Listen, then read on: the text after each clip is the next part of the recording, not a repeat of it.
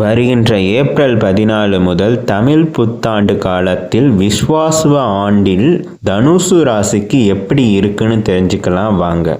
சனி பகவானோட சஞ்சாரம் உங்களுக்கு இருக்கக்கூடிய பயம் அனைத்தையுமே போக்கிடுவார். இந்த காலகட்டத்தில் ராகுவோட சஞ்சாரம் முயற்சிகள் எல்லாம் வெற்றி பெற செய்வார். கேதுவோட சஞ்சாரம் பாக்கியஸ்தானத்தில் இருக்கிறனால உங்களுக்கு எந்த எதிர்ப்பு வந்தாலும் அந்த எதிர்ப்பை தகர்த்து நீங்கள் வெற்றிகளை பெறுவீங்க.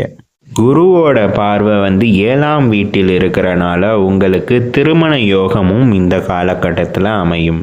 பொதுவாக பார்த்தீங்கன்னா மூல நட்சத்திர காலங்களுக்கு இந்த காலகட்டத்தில் தொழில் வியாபாரத்தில் நல்ல லாபங்கள் கிடைக்கும். அதே இது பூராட நட்சத்திரக்காரங்களை பார்த்துக்கிட்டிங்கன்னா இந்த காலகட்டத்தில் அவங்க ஒரு புதிய கலைஞராக உருவாகுவாங்க.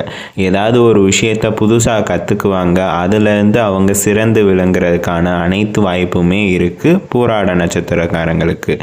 உத்திராடம் நட்சத்திரக்காரங்களுக்கு அவங்களுக்கு குருவோட சஞ்சாரம் ரொம்பவே சாதகமாக அமைஞ்சு இருக்கு. அதனால அவங்களுக்கு தேவையான விஷயங்கள் எல்லாமே நன்மையில முடியும்.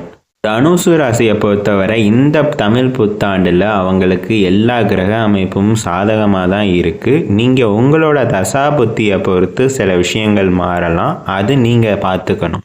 மீண்டும் அடுத்த ராசியில் உங்களை சந்திக்கும் வரை உங்களிடமிருந்து விடைபெறுவது உங்கள் உதயசங்கர். நன்றி.